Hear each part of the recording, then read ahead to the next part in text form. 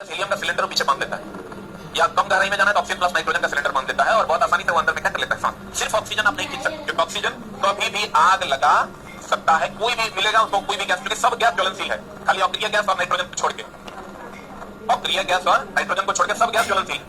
और जरा सा मामला गड़बड़ाएगा, कोई भी गैस मिलेगा, ऑक्सीजन कहेगा हम आग लगा देंगे, हीलियम कहेगा नहीं हम तुमको आग नहीं लगाने देंगे, हम अक्रिय है तब तक आग नहीं लगेगा। तो कहते हैं कम गहराई में समुद्र में क्या ऑक्सीजन प्लस नाइट्रोजन और अधिक गहराई में ऑक्सीजन प्लस हीलियम। आपको टोटल में कौन क्या? अब चला आपको क्वेश्चन पूछेगा कि यदि दो गुब्बारे ले लीजिए, एक में हाइड्रोजन भर दीजिए, एक में हीलियम भर दीजिए, एक में हाइड्रोजन और एक में क्या हीलियम। गुब्बारे ले लीजिए, एक में हाइड्रोजन भरिए, एक में हीलियम। तो बताइए कौन जल्दी एक साथ दोनों में छेद कीजिए, कौन जल्दी सिकुड़ जाए? हाइड्रोजन से भरा गुब्बारा, क्योंकि हाइड्रोजन हल्का गैस है। हाइड्रोजन क्या है? जो जितना हल्का हो तेजी से खुल जाए, खुलते। तो कहते हैं यदि दो गुब्बारों में हाइड्रोजन और ऑक्सीजन है, यहाँ तो कौन जल्दी निकलेगा? हाइड्रोजन। समान अनुभरे हो और उसमें एक साथ छेद कर दिया जाए, हाइड्रोजन से भरा गुब्बारा संकुचित होगा। हाइड्रोजन से जो भरा गुब्बारा होगा वो क्या होगा? पहले संकुचित हो जाए, यहाँ कहते बताओ इसको, यहाँ हाइड्रोजन से भरा गुब्बारा पहले संकुचित क्यों? क्योंकि हाइड्रोजन सबसे हल्की गैस है। आपको कह देगा नाइट्रोजन और हाइड्रोजन के दो गुब्बारे हैं, अब दोनों में छेद कर मुसल्ला बुढ़ा लाओ नहीं, नहीं लेंगे तो बम मार दीजिएगा, लेके चल जाइए, तो तेरा में रहेंगे तब ना लेंगे जी। एड्रेस पे आपके लिए खड़े रहेगा, अपनी पैसा दीजिएगा हर दिन का। वर्क प्लेस है मेरा मुसल्ला बुढ़ाट में ही है, इसके कैंपस है, यहाँ देके जाइए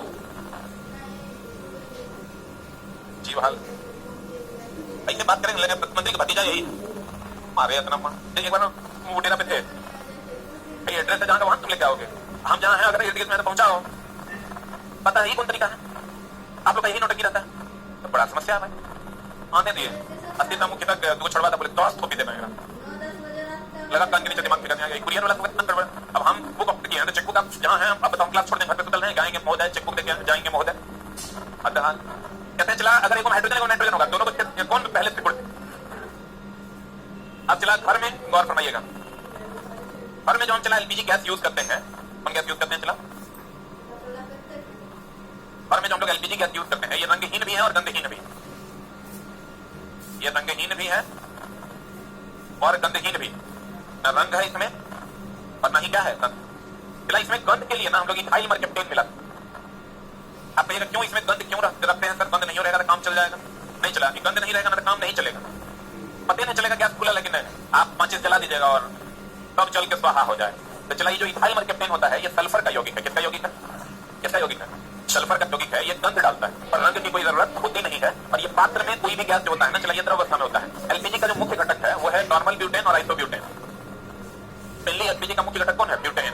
कौन है? ब्यूटेन है। और एलपीजी पात्र में किस अवस्था में होता है? इसमें गंध होता है।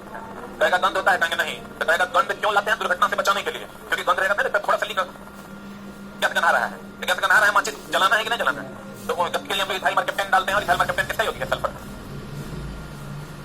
पता है चला घरों में उपयोग की जाने वाली एलपीजी पात्र में द्रव अवस्था में होता है तथा इसमें गंध के लिए हम लोग इथाइल मर्केप्टेन का प्रयोग किया जाता है। किसका प्रयोग किया जाता है? इथाइल मर्केप्टेन किसका यौगिक है? इथाइल किसके लिए यूज करते हैं? ये गंध के लिए। किसके लिए यूज करते हैं?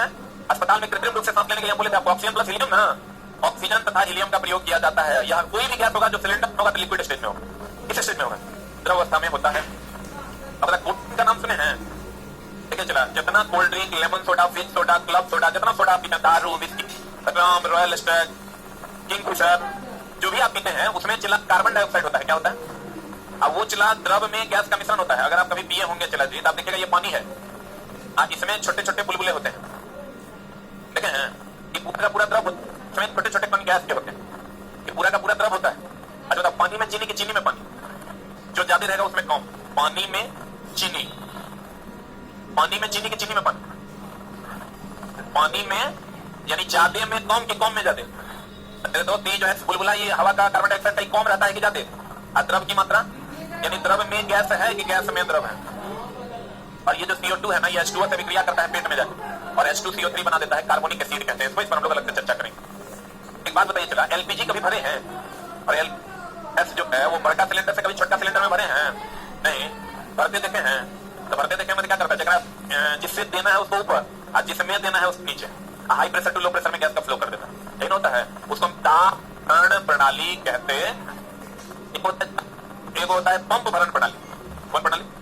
अब पंप भरण प्रणाली से पेट्रोल भरा जाता है, इसीलिए हम लोग कहते हैं पेट्रोल पंप। Petrol pump. दाब भरण प्रणाली से गैस भरा जाता है, हाई प्रेशर लो प्रेशर। कहते हैं cold drink, fish soda, lemon soda, club soda, किसमें किसका मिश्रण है? इसमें किसका मिश्रण है? द्रव में छोटे छोटे बुलबुले होते हैं, किसके? गैस। दाब भरण प्रणाली एलपीजी गैस का भरना। पंप भरण प्रणाली से क्या भरते हैं? पेट्रोल, इसलिए पेट्रोल पंप होता है। हम बोले आपको cold drink CO2 carbon dioxide gas भरी जाती है जो जल से अभिक्रिया करके कार्बनिक अम्ल का निर्माण करता है। CO2 + H2O = H2CO3।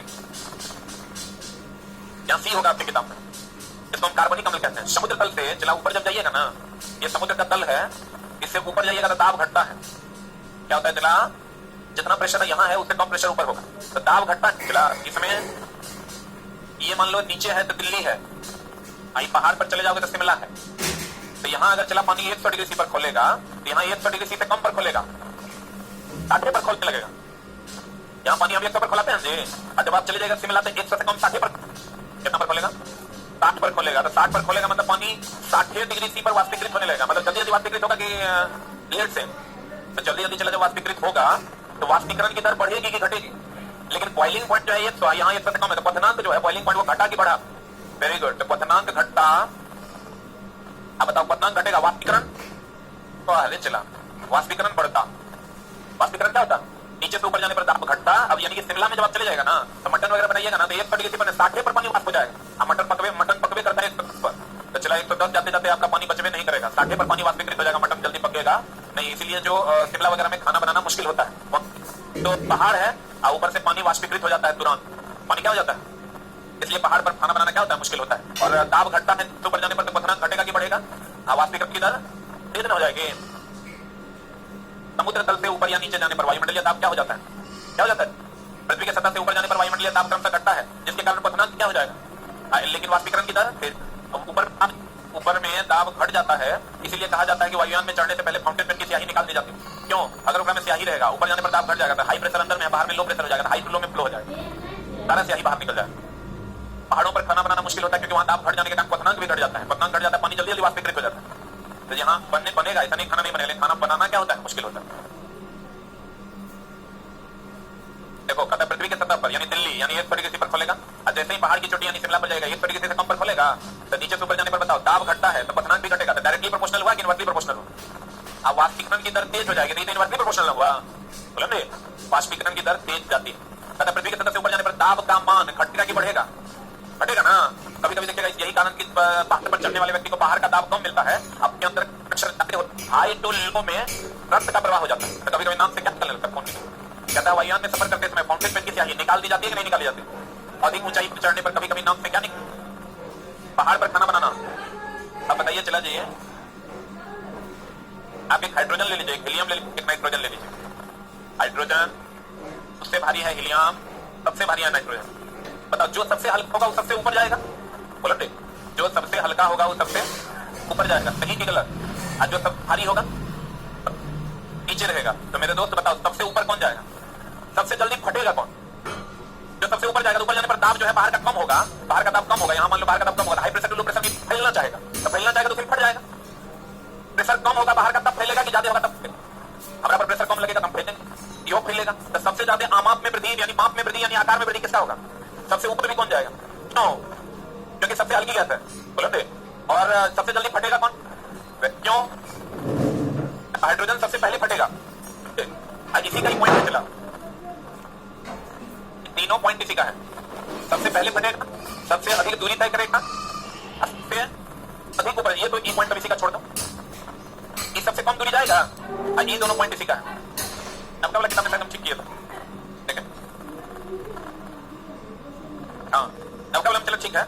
सबसे फटेगा और सबसे अधिक दूरी तय करेगा कौन? हाइड्रोजन। और सबसे कम ऊपर कौन जाएगा? नाइट्रोजन। अब अस्थिर अनुपात का नियम या निश्चित अनुपात का नियम ये क्या कहता है? चला देखो, अस्थिर अनुपात का नियम या निश्चित अनुपात का नियम क्या कहता है? चला अस्थिर अनुपात का नियम या इसी को हम लोग कहते हैं निश्चित अनुपात का नियम। कौन अनुपात का नियम? ये कहता है चला जैसे H2O आप ले लीजिए, H का द्रव्यमान आप नहीं जानते होंगे, आप जानिए H का द्रव्यमान होता है 1, कितना होता है? 1 गुना 2 कितना हो गया? 2। ऑक्सीजन का होता है 16, तो 16 हो गया। इसको काट दीजिएगा, 1 अनुपात 8 होगा। ये दिया था जोसेफ ब्राउस ने, कितने दिया था? दिया था कि क्या है अस्थिर अनुपात का नियम या निश्चित अनुपात का नियम कहता है? तो है कि यौगिक है कि मिश्रण है? हाँ, किसी के साथ सूत्र होगा वो यौगिक होगा। क्या होगा चला? तो यौगिक होगा। तो ये यौगिक भार के निश्चित अनुपात में होते हैं। भार के क्या होते हैं? अनुपात में होते हैं। उसी निश्चित अनुपात का कहते हैं चला अस्थिर अनुपात का नियम या निश्चित अनुपात का नियम। इस नियम के अनुसार रासायनिक पदार्थों में तत्व हमेशा द्रव्यमान के निश्चित अनुपात में होता है। तत्व हमेशा द्रव्यमान के क्या होता है? निश्चित का नियम प्रतिपादित किया था किसने? Joseph Proust. जैसे C2H4 की अगर हम बात करें, C2H का अनुपात क्या होगा? कार्बन का होता है चला 12, तो 12 दूनी 24 अनुपात इसका होता है 1 चौका 4, तो कितना हो जाएगा बताओ? 6:1 हो जाएगा। कोई 6:1 है?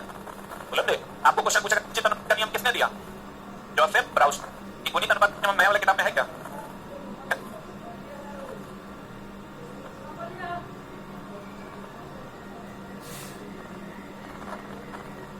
देखिए चला गुणित अनुपात का नियम कुछ नहीं है। जैसे ई यहाँ पर समीकरण अच्छे से लिखा 2H2 + O2, आपकी किताब में अच्छे से लिखा हुआ है 2H2O। इसका द्रव्यमान होता है चला 2 1 होता है 1 गुना 2 दूनी 4। आज हम आगे बढ़ाएंगे द्रव्यमान कैसे हम निकाल रहे हैं। इसका होता है 32, आज ये हो जाएगा चला 36। तो तुम गौर से देखो LHS में 32 + 4 36 है, RHS में भी कितना है 36। तो LHS और RHS का द्रव्यमान अनुपात कितना समान होता है? यही बात एक बार है। गुणित अनुपात का नियम 1803 में जॉन डाल्टन ने दिया था। यदि दो तत्वों को संयोजित होकर एक से अधिक यौगिक बनाना है, दो तत्व संयोजित हुए और एक या एक से अधिक यौगिक बनाते हैं, तो एक तत्व के साथ दूसरे तत्व के संयुक्त होने वाले द्रव्यमान छोटे पूर्णांकों के अनुपात में, छोटे छोटे पूर्णांकों के अनुपात में होते हैं। LHS का कुल योग RHS के क्या होता है? बराबर। शुद्ध पानी का क्वथनांक कितना? अशुद्ध पानी का लिखो 100 डिग्री से अधिक। सबका वाला किताब में लिखल होगा, लिखल है, पूर्ण वाला में नहीं होगा। 100 डिग्री से अधिक। बताओ अशुद्ध पानी जल्दी खोलेगा कि लेट से खोलेगा? नाला का पानी को खोलाइएगा जल्दी खोलेगा। भारी जल D2O गुरुजल या ड्यूटेरियम ऑक्साइड इसका होता है 1.4। ईथर का कितना? 34 ने मारना है। वर्षा जल या जल शुद्ध विद्युत का सुचालक की कुचालक कुचालक होता है। और चला प्रेशर कुकर में जो तापमान होता है 125 से 135 डिग्री होता है। कितना होता है? प्रेशर के अंदर खाना जल्दी पक जाता है क्योंकि कुकर के अंदर जब दाब बढ़ता है, प्रेशर बढ़ता है, तो तापमान लगभग कितना हो जाता है? 125 से 130 से 35 हो जाता है। अब देखो चला अगर आपको एक क्वेश्चन पूछेगा कि ये कोई नदी है और ये चला समंदर है, इसका एक्सप्लेनेशन तो आप फिजिक्स में पढ़िएगा, लेकिन फिलहाल के लिए ये जान लीजिए। चला अगर नाव नदी से समुद्र में आएगा तो एक क्वेश्चन आता है ऊपर उठेगा कि नीचे जाएगा। आप ये हमेशा ध्यान रखिएगा कि बड़ी जगह पर जाएंगे तो ऊपर उठेगा। यहाँ से हम किसी बड़े जगह पर चले जाएंगे तो हम ऊपर उठेंगे कि नीचे गिरेंगे? यहाँ से हम अमेरिका चले जाएंगे तो ऊपर उठ जाएंगे, पाकिस्तान चले जाएंगे नीचे गिर जाएंगे। तो जब नाव नदी से समुद्र में आएगा ऊपर उठेगा, और जब समुद्र से नदी में जाएगा क्या होगा? जब कोई नाव नदी से समुद्र में न जा रहा है और समुद्र में जाएगा तो ऊपर उठेगा कि नीचे जाएगा? समुद्र बड़ा जगह है तो ऊपर उठेगा। आज जब कोई नाव समुद्र से नदी में आएगा नीचे के ऊपर, नदी में जा रहा है चला, तो थोड़ा नाव नीचे होकर तैरेगा कि ऊपर होकर तैरेगा? तो बताओ तैरना कहाँ आसान हो? समुद्र में तैरना क्या है? आसान। बारूद की खोज किसने की थी? रोजर बेकन ने। बारूद चारकोल, गंधक, सोरा आदि का मिश्रण होता है। KNO3 पोटेशियम नाइट्रेट को सोरा या नाइटर कहते हैं। सोरा या क्या कहते हैं? नाइटर। CaCO3 खड़िया चूना पत्थर संगमरमर इसी को कहते हैं। HG का नाम है दूसरा चला पारा, पारद, रस, विक्टर, द्रव धातु, या इसका एक और नाम है चला हाइड्रार्जिरम। लिख लो, इसका लैटिन नाम है, अभी क्वेश्चन इससे पूछ रहा है, हाइड्रार्जिरम।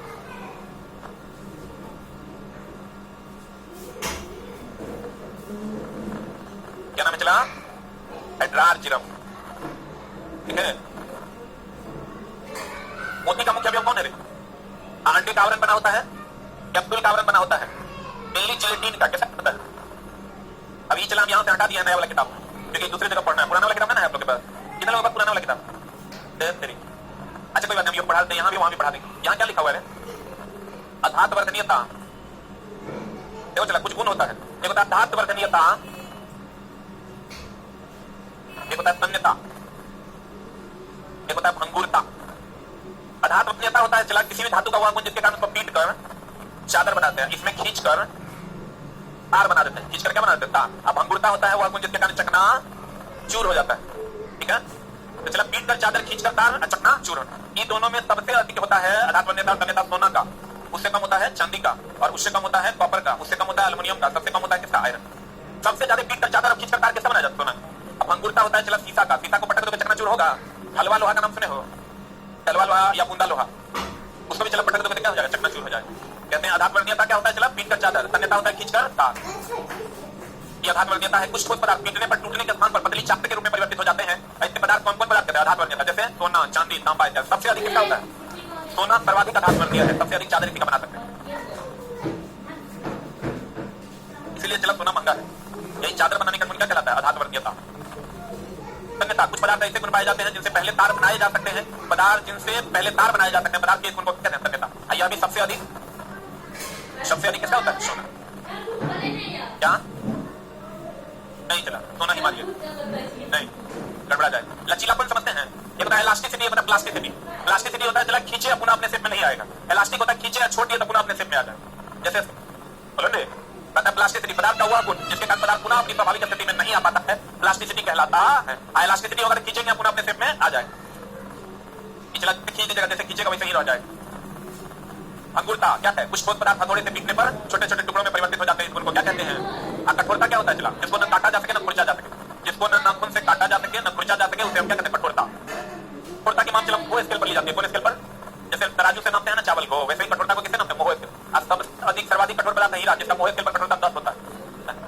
विभिन्न पदार्थ एक दूसरे की तुलना में कम या अधिक कठोर होते हैं, कठोरता की माप मोह स्केल द्वारा की जाती है। सर्वाधिक कठोर पदार्थ हीरा है, मोह स्केल पर इसकी कठोरता कितनी है? 10।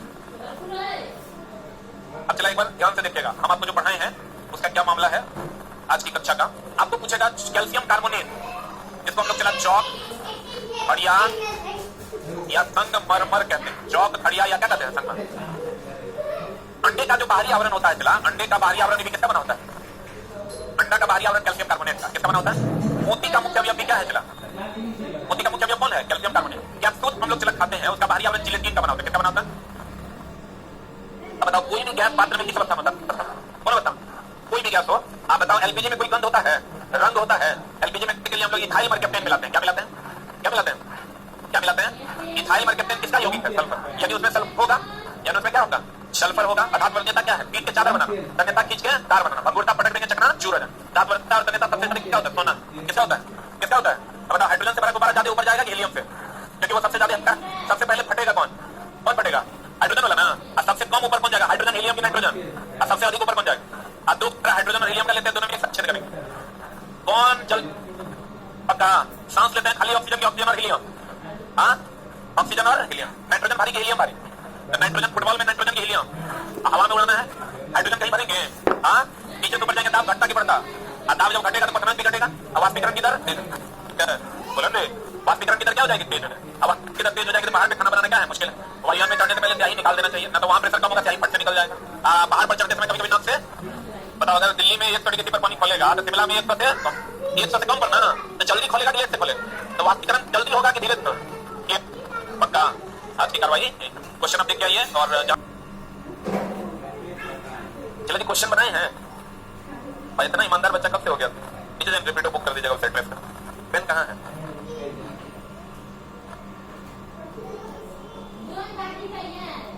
अभी वो गेस्ट आए हुए हैं, मेरे मामा का बेटा है ना। हाँ, वो वहाँ वो गेटवा पे वहाँ खड़े थे। हाँ, भतीजा लगेगा लेकिन उम्र 50 पार है। वहाँ गेट पे खड़ा था कि आएंगे तो एक बार मिल लेंगे। कि हमको कि हम आए हुए सेक्टर पे, हम बोले जाके ऊपर आराम कीजिए। एक स्टाफ को बोले खाना दे आना, तो स्टाफ भूल गया, बेचारा आराम करते रह गया। आप अभी आए हैं तो उसको हम तो ऊपर जाते नहीं, लेट हम ऑलरेडी लेट आते हैं। तो यहाँ पर खड़ा था, हाँ मिलना था। बोले क्या? बोले हाँ ये बात, हाँ ऐसे कर ले बस, ठीक है प्रणाम नमस्कार। 2 साल बाद मुश्किल से 30 सेकंड बहुत हो गया। हमको लगता है बाबूजी को कॉल हम 6 महीना में 2-3 बार माए हम जितिया के दिन हम याद करते रह गए कि कॉल कर लेंगे, नहीं है कर पाए। रात में 9:30 बजे याद आ गया मैं जितिया था, तब फिर कॉल के मम्मी रोने लगी। चला बड़ा का जमाना था, कुछ पाने के लिए कुछ खोना पड़ता है। अब कुछ पाने के लिए सब कुछ खोना पड़ता है। आपको अपनी दुनिया छोड़नी होगी तभी आप नई दुनिया बना सकते हैं। आज ये चला जी पहले क्वेश्चन पर, ठोस के कणों के संदर्भ में निम्न में से क्या सही है बताइए? ठोस के कण की अगर बात करोगे चला तो ये इसकी गतिज ऊर्जा क्या? 0। गतिज ऊर्जा क्या रे? 0। और श्वासंजक बल महत्तम की न्यूनतम? श्वासंजक बल होता है महत्तम। अब बताओ व्यवस्थित होता है कि हियर एंड देयर होता है? क्या होता है? व्यवस्थित होता है। व्यवस्थित इसलिए होता है कि कण अस्थिर होते हैं, इधर उधर घूमते नहीं है। बताइए आंसर क्या हो जाएगा? सी फॉर कैट। कलम थोड़ा चलाओ, हाथ में कलम रखना नहीं है। आप कलम चलाइएगा तो थोड़ा काम होगा, कुछ लिखिएगा। हम कहेंगे तब कलम निकालिएगा ना। वेरी गुड, आगे बढ़े। व्यवस्थित या विन्यासित का मतलब हुआ अरेंज रहता है, इधर उधर गति नहीं करता। यादृच्छिक रूप से गतिशील होता है, सबसे ज्यादा गैस का कण। यादृच्छिक का मतलब रैंडम मोशन। रैंडम मोशन मतलब हियर एंड देयर का मोशन। और ये अंतराल होते हैं किसके कणों के बीच? गैस किसके कणों के बीच? चला आगे बढ़े। अम्लीय वर्षा क्या मारेगा?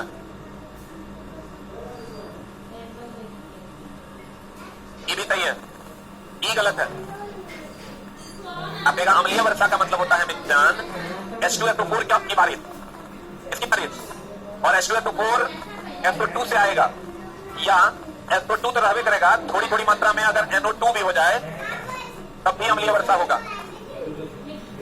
और दिए हैं, और का मतलब है मैं और तुम, मतलब मैं भी और तुम भी, मैं या तुम मतलब कोई एक, मैं या तुम मतलब कोई एक, बोला ना नहीं, मैं या तुम मतलब कोई एक, बदल बुझा रहा है, मैं और तुम मतलब दोनों, तो ये और ये मतलब ये होवे करेगा, लेकिन ये या ये में ये हो भी सकता है, नहीं भी हो सकता, और बिना इसके होगा नहीं। अम्लीय वर्षा के कारण ताजमहल का रंग पीला हो गया है, ताजमहल का रंग पीला हो गया। आंसर क्या होगा? D for dog. अच्छा चला, कोई एक को अगर चुनना पड़ता तब क्या करते? कोई एक चुनते तो बी चुनते, कोई एक चुनते तो बी चुनते, ये फर्स्ट ऑप्शन होगा, और ये चला सेकंड ऑप्शन होगा। हो गया?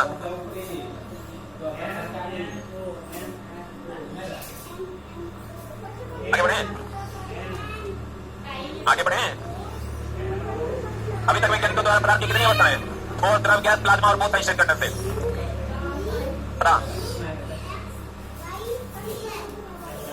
आकृति को से क्या अनुमान लगाइए? तो देखो चला, एगो प्लाज्मा होता है पदार्थ की अवस्था, प्लाज्मा दो प्रकार की होती है, एक होता है पदार्थ की अवस्था, पदार्थ की अवस्था, और एक होता है चला रक्त का एक भाग, रक्त का एक क्या भाग, रुक जा, पदार्थ की चौथी अवस्था है, प्लाज्मा पदार्थ की चौथी अवस्था है, और रक्त का एक भाग में प्लाज्मा है। रक्त में सबसे अधिक मात्रा में क्या होता है? आरबीसी। क्या होता है? प्लाज्मा 55%, कितना परसेंट? प्लाज्मा होता है चला 55% रक्त में। तो ये जो दिख रहा है ना तुमको, ये रक्त का भाग नहीं है, ये पदार्थ की चौथी अवस्था है। क्वेश्चन कर रहा है किसका अनुमान नहीं लगाया जा सकता? तो पदार्थ के चारों अवस्थाओं की आंतरिक अवस्था देखी जा सकती है। सही बात की गलत बात? देखो ये सॉलिड है, ये लिक्विड है, और ये क्या है? गैस। प्लाज्मा एक तरल पदार्थ है जो शरीर की सभी कोशिकाओं में मौजूद होता है। इसको देख के अनुमान थोड़ी लगाया जा सकता है प्लाज्मा एक तरल पदार्थ है, वो तो रक्त का है। ये जो हमको प्लाज्मा दिख रहा है पदार्थ की चौथी अवस्था है, बोलते तो इसको देख के इसका अनुमान नहीं लगाया जाता। यह आकृति पदार्थ की चौथी अवस्था तक प्लाज्मा को प्रदर्शित करती है। यह आकृति पदार्थ की विभिन्न अवस्थाओं के बारे में जानकारी प्रदान करती है। What is answer? क्या होगा बता? डाउट होगा? पैसा दिया, हाथ खड़ा कर, पैसा दिया ना, खड़ा कर। गैस में विसरण अत्यधिक होता है। प्लाज्मा अवस्था भी कुछ लोग मारेंगे, लेकिन प्लाज्मा उत्तर होगा नहीं, क्योंकि यह अनियमित अवस्था है। निम्नलिखित में से किसके अणुओं के बीच आकर्षण बल दिख सकता है? बस ना, पदार्थ के संदर्भ में निम्न में कौन सा कथन सही नहीं है? बता। पदार्थ के कणों के बीच कोई आकर्षण बल नहीं होता है, एकदम होता है। यदि अमोनिया गैस है तो कपूर क्या है? कपूर होते अवस्था में होता है। मिश्रण प्रकृति में क्या होते हैं? मिश्रण दो प्रकार के, एक समांगी, विसमांगी। मिश्र धातु समांगी होता है। मिश्र धातु जो है ना समांगी, दूध जो होता है ना विसमांगी, मिश्रण जो होता है ना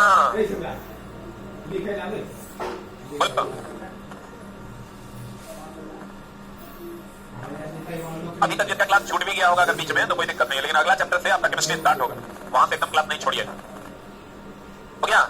शुद्ध पदार्थ किसको कहते हैं? बताना। जिसका सूत्र हो, नहीं, जिसका सूत्र हो शुद्ध पदार्थ, जिसका सूत्र ना हो अशुद्ध पदार्थ। लिखा कि ना? लिख रहा है बंदा, दाढ़ी का नहीं कटा था? हाँ, अब जवान हो गया तू, अभी तक एक भी बात नहीं कटाया है, अब कटाओ, अब भांजा जवान हो गया है। देखो निम्नलिखित में कौन सा विसमांगी मिश्रण है? सामान्य पदार्थों की भौतिक अवस्था में शामिल नहीं है। देखो तरल तो हो गया, चला यहाँ तरल का मतलब द्रव हो गया, मिट्टी है क्या हो गया? ठोस। गैस तो कैसे है? तो ठोस गैस होता है। कोलाइड कोई अवस्था होता है रे? आंसर कोलाइड का एग्जांपल चला, लेकिन दूध है। कोलाइड के बारे में आगे हम लोग पढ़ेंगे एक चैप्टर में जिसका नाम है विलियम।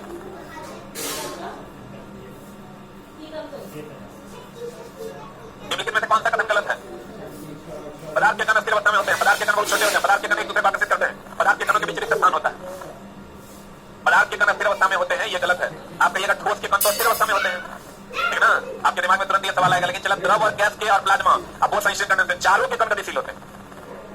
ज्यादा पार्ट यही तो कह रहा है कि ये गतिशील होता है। कैसे चला? ठोस अस्थिर होता है, नो डाउट अबाउट दैट, लेकिन द्रव, gas, plasma, both Einstein condensate, ये सब गतिशील होता है। अगर सही महीने में देखोगे तो पदार्थ के कण अस्थिर अवस्था में होते हैं, ये भी सही है। पदार्थ के कण बहुत छोटे होते हैं, ये भी सही है। पदार्थ के कण एक दूसरे को आकर्षित करते हैं, ये भी सही है। अब पदार्थ के कणों के बीच रिक्त स्थान होता है, ये सही भी और गलत भी है, क्योंकि ठोस के कणों के बीच रिक्त स्थान नहीं के बराबर होता है। लेकिन जो ज्यादा गलत है वो ये है, ठीक है, इसीलिए ये आंसर है। जबकि गलत की अगर बात करोगे तो थोड़ा बहुत सब गलत, थोड़ा बहुत सब सही, तो जो ज्यादा गलत है वो गलत है, इसलिए आंसर हो जाएगा ए फॉर एप्पल, है ना। आगे बढ़े,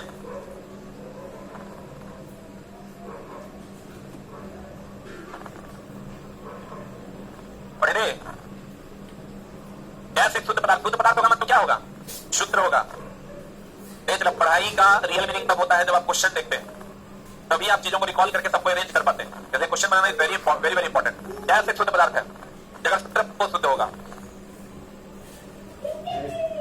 इथेन का सूत्र है CH4, बाकी किसी का सूत्र होता है? हो गया?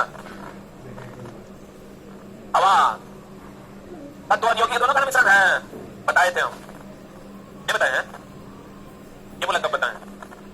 अच्छा, तब बताए हैं, हमको लगा कह रहा है कब बताए, बता आंसर। जो नहीं बताए चलो बता देंगे, जहां दिक्कत होगा हम है ना। विज्ञान में कौन सा नियम मिश्रण के गुणों का पालन नहीं करता है? मिश्रण की संरचना तय होती है, तो काफी गलत है। यौगिक की संरचना तय होती है, मिश्रण की संरचना तय नहीं होती है। इसकी संरचना तय है, ये गलत है। ये किसका होता है? यौगिक का। बताओ, मिश्रण के घटक उनके गुणों को बरकरार रखते हैं। हम बोले थे ग्लूकोन डी पानी अगर हम पीते हैं तो ग्लूकोज का गुण बरकरार रहता है कि नहीं रहता है? मिश्रण अलग अलग पदार्थ के हो सकते हैं, आइए इसे भौतिक विधि द्वारा यानी जलाकर अलग कर सकते हैं कि नहीं कर सकते? आंसर बता क्या होगा? D for dog. शक्कर के घोल में शक्कर क्या है? खुला हुआ पदार्थ है।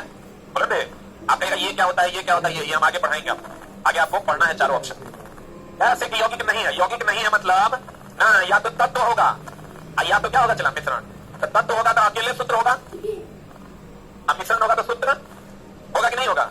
नहीं होगा। पता क्या होगा?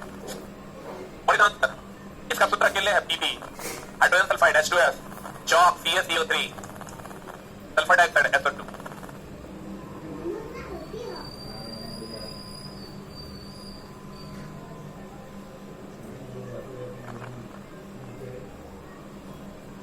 हो गया?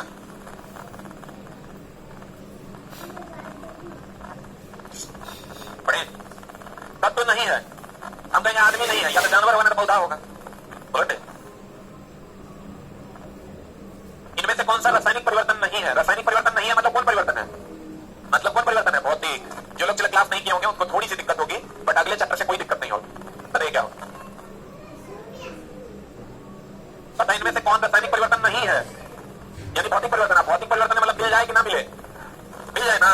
तो देख लो कौन परिवर्तित होने के बाद मिल जाएगा? ईंधन जल जाएगा, मिलेगा। अम्लीकृत जल का विद्युत विघटन, जैसे जल का विद्युतीय विघटन कर दोगे, अम्लीकृत जल का विद्युत विघटन का मतलब हुआ कि H2O में करंट दे दोगे, ये H++ OH- में टूट जाएगा। अब फिर ये दोनों जुट के ये बन जाएगा। एक मामला है। तो चला इससे ये बनता है और इससे ये बनता है, इसीलिए इसको हम भौतिक परिवर्तन कहते हैं। कौन परिवर्तन कहते हैं? तो चला ये आंसर होगा। ऑक्सीकृत लोहे पर जंग लगेगा, फिर से लोहा मिलेगा क्या? आप प्लेटिनम तार जल जाएगा तो फिर से मिलेगा क्या? आंसर बताइए क्या होगा? B for ball. डाउट है तो बोलिए, हम खड़े हैं, चला डाउट है तो बोलिए। जिनका क्लास छोटा होगा उनको दिक्कत होगी, आपको नेक्स्ट चैप्टर से पढ़ाएंगे, ये चैप्टर आपको फिर से पढ़ा देंगे। इनमें से कौन सा एक रासायनिक परिवर्तन है? रासायनिक परिवर्तन है मतलब मिले कि ना मिले? हाँ, अब देखिए कहां ना मिले। यही तो मक्खन खट्टा होगा, फिर से मक्खन मिलेगा। लोहे में जंग लगना रासायनिक ना, रेत और चीनी, यही ना। निम्नलिखित में से कौन सा भौतिक परिवर्तन नहीं है? भौतिक परिवर्तन नहीं है मतलब कौन परिवर्तन है? रासायनिक देखो कौन है? कीटमन का मतलब होता है सड़ना। अब बताओ कोई चीज सड़ जाएगा फिर से मिलेगा? आंसर भौतिक परिवर्तन नहीं है मतलब कौन परिवर्तन है? रासायनिक परिवर्तन। इनमें से कौन सा रासायनिक परिवर्तन का एक उदाहरण है? रासायनिक में चला क्रिस्टलाइजेशन मतलब हो गया पानी से बर्फ, अब बर्फ से पानी, रासायनिक परिवर्तन हुआ ये। ऊर्ध्वपातन आपको पता है, ठोस से गैस, फिर गैस से ठोस होता है कि नहीं होता है? ये हो गया चला अम्ल, क्षार से अभिक्रिया करेगा और लवण प्लस जल बनाएगा। आसवन हो गया पानी को शुद्ध करना या समुद्री जल से नमक हटाना। तो फिर में नमक नहीं मिला सकते हैं वे? समुद्री जल तेल नमक हटाना, यहां चला सिंगल एरो होगा। अम्ल और क्षार मिलकर लवण और जल बना देगा। लवण से अम्ल क्षार नहीं बनता है। चलिए लिख,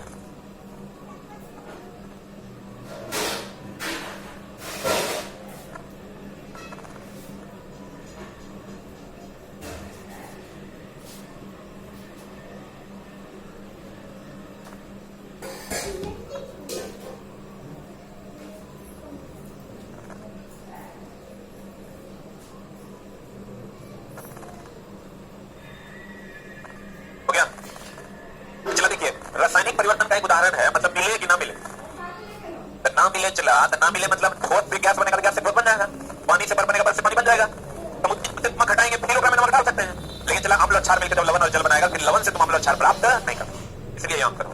इसको न्यूट्रलाइजेशन रिएक्शन कहते हैं। लेकिन इस सबको चला हम लोग आगे पढ़ेंगे फिर से, जब आप आगे आइएगा तो सब आगे आपको पढ़ना है। एक बार फिर से पूरा एक टॉपिक है एसिड बेस एंड सॉल्ट का, पूरा का पूरा एक टॉपिक है एसिड बेस एंड सॉल्ट का। गैस एक रासायनिक परिवर्तन नहीं है। फिर कह रहा है रासायनिक परिवर्तन नहीं है, मतलब कौन परिवर्तन है? भौतिक है। बता क्या होगा भैया ना? एक का बेक होना मतलब सड़ जाना, एक का बेक होना मतलब सड़ना। तो बता, अंडा पक जाएगा फिर अंडा मिलेगा क्या? बोला ना, आइस क्यूब पिघल जाएगा फिर आइस क्यूब बन जाएगा, इसलिए भौतिक परिवर्तन है। केक का बेक होना सड़ जाएगा, केला सड़ जाएगा। निम्नलिखित में से कौन सा एक भौतिक परिवर्तन है? यही ना, कौन सा रासायनिक परिवर्तन का उदाहरण नहीं है? रासायनिक नहीं है मतलब भौतिक है। भौतिक है मतलब मिल जाएगा। मिल जाएगा, कौन मिलेगा? जल वाष्प में बदलेगा, वाष्प जल में बदल जाएगा। उस प्रक्रिया का क्या नाम है जिसमें गैस सीधे ही ठोस वस्तु में परिवर्तित हो जाता है? गैस तो आपको पता है ठोस गैस में बदलता है, तो इसको हम क्या कहते हैं? और गैस ठोस में बदलता है, इसको हम लोग कहते हैं डिपोजिशन। ये लिखा है ना। और गैस द्रव में बदलेगा, इनको हम बोले थे इंपॉर्टेंट, समझना, लिख लो कहीं पर फिर से।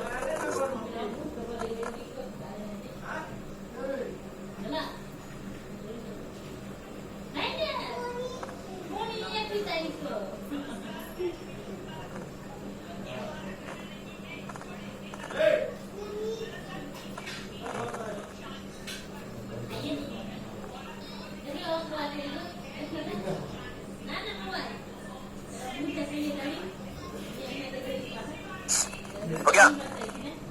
क्या होगा आंसर? डिपोजिशन ना। निम्नलिखित में से कौन सा अवलोकन हमें यह निर्धारित करने में मदद करता है कि रासायनिक अभिक्रिया हुई है या नहीं हुई?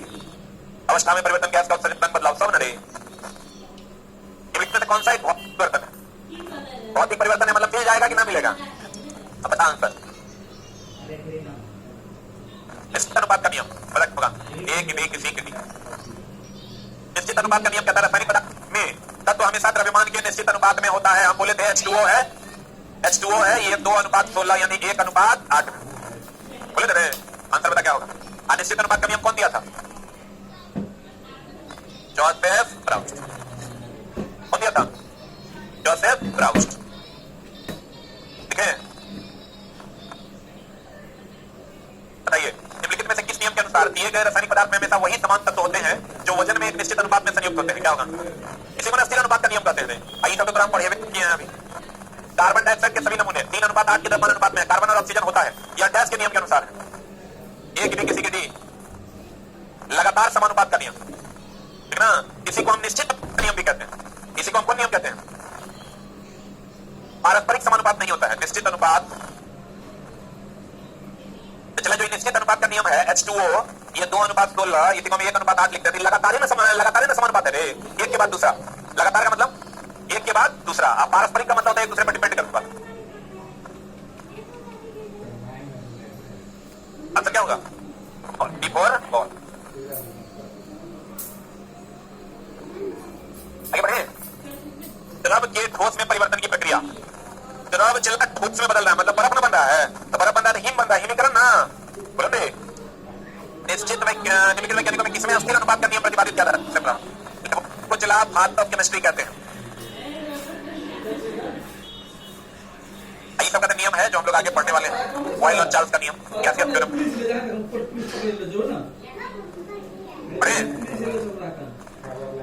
निश्चित अनुपात का नियम किसके द्वारा? निम्नलिखित में कौन सा कारक वाष्पीकरण की दर को कम करता है? चलो बता, तापमान में वृद्धि होगा तो वाष्पीकरण बढ़ जाएगा, नमी अगर आ जाएगा मतलब वाष्पीकरण क्या करेगा? घट जाएगा। सतह के क्षेत्र में वृद्धि कर दोगे तो ज्यादा थाली में रखोगे पानी या लोटा में रखोगे पानी तो वाष्पीकरण किसमें ज्यादा तेज? लेकिन चला अगर वृद्धि कर दोगे तो वाष्पीकरण बढ़ जाएगा। नमी की मात्रा बढ़ा दोगे तो ठंडापन ना आ जाएगा तो वाष्पीकरण क्या हो जाएगा? घट जाएगा। हवा की गति में वृद्धि करोगे तब भी वाष्पीकरण होगा। पंखा के सामने खिचड़ी रख के देखना, गैस एक ततैया घटना है। अब बोलो कैसे? आप लोटा में ले लीजिए गर्म पानी, आप थाली में ले लीजिए गर्म पानी, इसमें तेजी से वाष्प बनेगा। इसका मतलब ये सतैया घटना, सतह ज्यादा तो ज्यादा वाष्प, सतह कम है तो कम वाष्प। वेद मतलब पसीना, ये कुछ नहीं है। वेद मतलब क्या? पसीना। तरल अवस्था से गैसीय अवस्था में रूपांतरण को क्या कहा जाता है? तरल मतलब यहाँ द्रव हो गया, द्रव से वाष्प बनाइएगा क्या बनेगा? वाष्प। 20,000 डिग्री सेंटीग्रेड तापमान होता है, बताइए क्या हो जाएगा? क्या हो जाएगा? उच्च ताप की निम्न ताप, कितना ताप?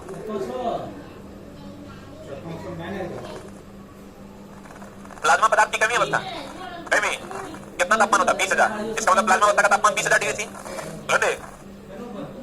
ठोस के कण गति करते हैं, सबसे ज्यादा विचरण किसमें होता है? सबसे ज्यादा अंतराण्विक स्थान किसमें होता है? सबसे ज्यादा स्वसंजक बल किसमें? ठोस सीधे गैस में बदल जाएगा, ऊर्ध्वपातन, गैस ठोस में बदलेगा, डिपोजिशन। याद है पक्का?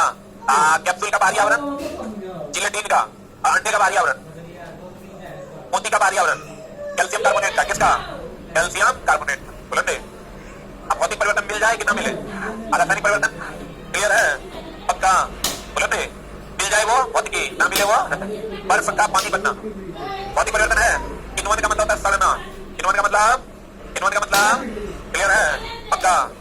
मिश्रण क्या होता है? घुलना मिलना। इत्र की गुदगुदाहट तक पहुंचे मिश्रण के कारण ना, क्या कोई प्रॉब्लम है क्या? इत्र की गुदगुदाहट तक पहुंचे किसके कारण? मिश्रण के कारण। बोलो एनी डाउट? चलो हम basic of electricity, basic of chemistry को पढ़ाएं, ठीक है? कल से हम लोग केमिस्ट्री को स्टार्ट करें। पहला चैप्टर होगा हमारा एटॉमिक स्ट्रक्चर। मैं कुछ कर